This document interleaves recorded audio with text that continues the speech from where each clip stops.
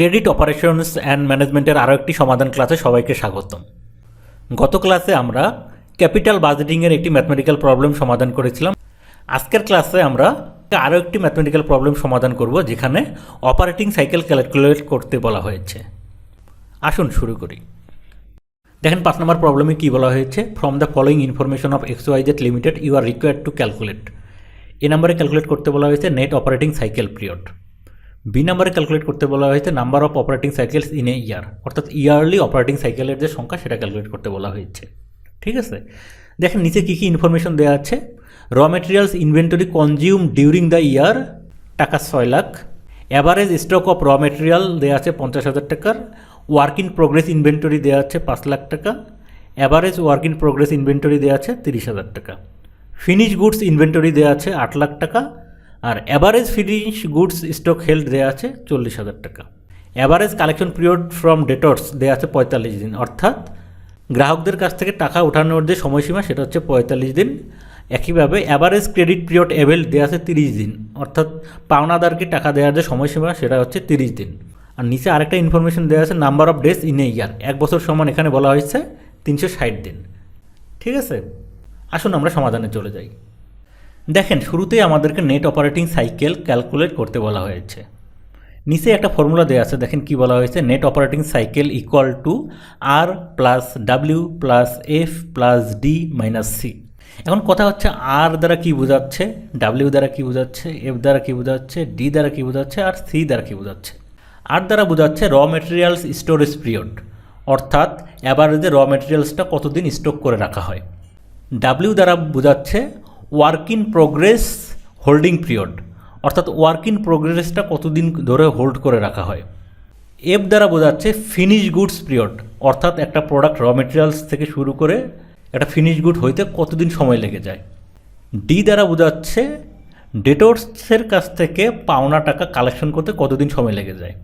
এবং সি দ্বারা বোঝাচ্ছে যে একজন কালেক্টর তার বাকি, অর্থাৎ তার পাওনা টাকা কতদিন পর্যন্ত বাকিতে রাখা অ্যালাউ করে। ঠিক আছে, তাহলে দেখেন R plus W plus F plus D এই চারটা আমরা যোগ করে সেখান থেকে যদি সি বিয়োগ করে দিই তাহলে আমরা নেট অপারেটিং সাইকেলটা পেয়ে যাব।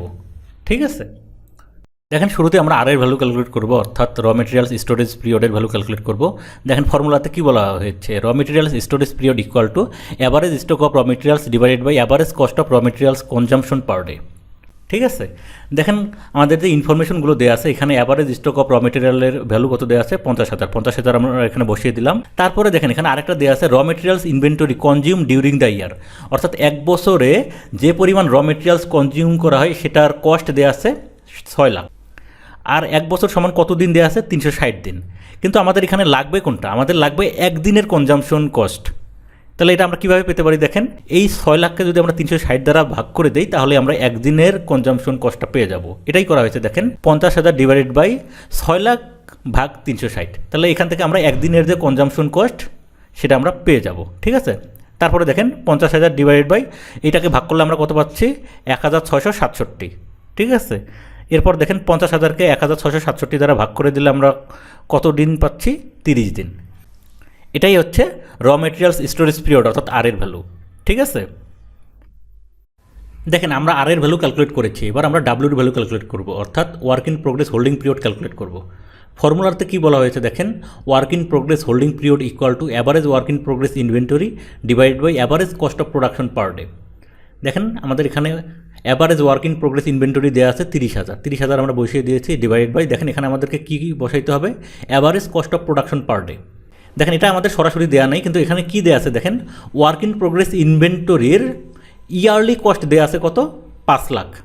এই 5 লাখকে যদি আমরা 360 দ্বারা ভাগ করে দিই তাহলে আমাদের পার ডের জন্য যে প্রোডাকশন কস্ট সেটা আমরা পেয়ে যাব। দেখেন 5 লাখ ডিভাইডেড বাই 360। ঠিক আছে, তাহলে দেখেন 30,000 ডিভাইডেড বাই 5 লাখকে 360 দ্বারা ভাগ করে দিলে আমরা কত পাচ্ছি 1,389। ঠিক আছে, এরপর দেখেন এই 30,000কে 1,389 দ্বারা ভাগ করে দিলে আমরা work in progress holding period, অর্থাৎ ডাব্লিউর ভ্যালু কত পাচ্ছি, দেখেন 22 দিন।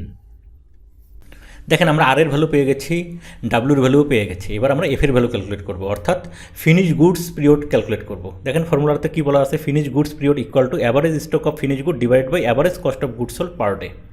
এখন আমরা দেখি অ্যাভারেজ স্টক অফ ফিনিশ গুডসের ভ্যালু কত দেওয়া আছে। দেখেন average finish goods stock held দেওয়া আছে 40,000, এটা আমরা এখানে বসিয়ে দিলাম।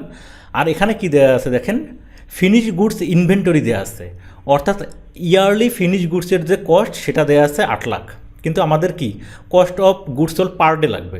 তার মানে এই 8 লাখকে যদি আমরা 360 দ্বারা ভাগ করে দিই তাহলে এখান থেকে আমাদের কস্ট অফ গুডস সোল্ড পার ডেতে আমরা পেয়ে যাব।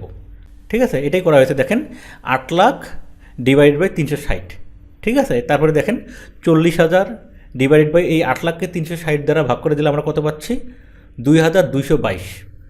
ঠিক আছে, এরপরে দেখেন এই 40,000কে 2,222 দ্বারা ভাগ করে দিলে আমরা ফিনিশ গুডস পিরিয়ড অর্থাৎ এফের ভ্যালু কত পাচ্ছি, 18 ডেজ। ঠিক আছে, তাহলে দেখেন আমরা আর এর ভ্যালু পেয়ে গেছি, ডাব্লুর ভ্যালু পেয়ে গেছি এবং এফের ভ্যালু আমরা পেয়ে গেলাম। দেখেন আমরা আর এর ভ্যালু পেয়ে গেছি, ডাব্লুর ভ্যালু পেয়ে গেছি এবং এফের ভ্যালু আমরা পেয়ে গেছি। এবার আমরা ডি এর ভ্যালু ক্যালকুলেট করবো, অর্থাৎ ডেটর্স কালেকশন পিরিয়ড। কোম্পানি তার গ্রাহকদের কাছ থেকে বাকি টাকা ওঠাতে যে টাইম পিরিয়ডটা লাগে সেটা হচ্ছে ডেটর্স কালেকশন পিরিয়ড। এটা এখানে সরাসরি দেওয়া আছে কতদিন, 45 দিন। ঠিক আছে, তাহলে আমরা ডি এর ভ্যালু পেয়ে গেলাম। এবার আমরা সি এর ভ্যালু ক্যালকুলেট করবো। দেখেন credit period allowed by creditors, অর্থাৎ সাপ্লায়ার কোম্পানিকে যতদিন বাকিতে অ্যালাউ করে সেটা হচ্ছে ক্রেডিট পিরিয়ড। এটাও এখানে সরাসরি দেওয়া আছে কত দেখেন, 30 দিন। ঠিক আছে, তাহলে দেখেন আমরা আর, ডাব্লিউ, এফ, ডি এবং সি এর ভ্যালু সবগুলো ভ্যালু আমরা পেয়ে গেছি। এবার তাহলে আমরা নেট অপারেটিং সাইকেল ক্যালকুলেট করবো। দেখেন net operating cycle equal to M plus W plus F plus D minus C. তাহলে এম এর ভ্যালু আমরা কত ক্যালকুলেট করেছি, 30 দিন। ডাব্লিউর ভ্যালু আমরা কত ক্যালকুলেট করেছি, 22 দিন। এফ এর ভ্যালু আমরা পেয়েছি কত, 18 দিন। প্লাস ডি এর ভ্যালু আমরা কত পেয়েছি দেখেন, 45 দিন।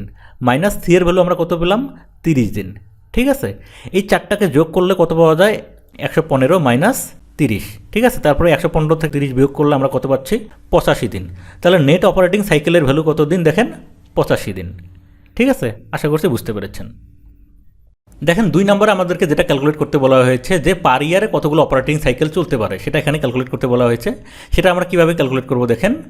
দেখেন আমাদের অপারেটিং সাইকেলের পিরিয়ড হচ্ছে 85 দিন, আর 1 বছর সমান কত, 360 দিন। তাহলে দেখেন এই 360কে যদি আমরা 85 দ্বারা ভাগ করে দিই তাহলে এখান থেকে আমরা আমাদের 1 বছরে কয়টা অপারেটিং সাইকেল চলতে পারবে সেটা পেয়ে যাব। এটাই এখানে করা হয়েছে। দেখেন number of operating cycles in a year equal to number of days in a year divided by operating cycle period. Number of days কত দেওয়া আছে দেখেন, 1 বছর সমান 360 দিন ডিভাইডেড বাই আমরা অপারেটিং সাইকেল পিরিয়ডের ভ্যালু কত ক্যালকুলেট করেছি, 85 দিন। 360কে 85 দ্বারা ভাগ করলে আসতেছে কত, 4.23 টাইমস। ঠিক আছে, তাহলে দেখেন 1 বছরে 4টার বেশি কি অপারেটিং সাইকেল চলতে পারবে। আশা করছি বুঝতে পেরেছেন। ভিউয়ার্স, আজকের ক্লাসটি যদি আপনাদের ভালো লেগে থাকে অবশ্যই লাইক করবেন, শেয়ার করবেন এবং যারা সাবস্ক্রাইব করেননি প্লিজ সাবস্ক্রাইব করবেন। Thank you.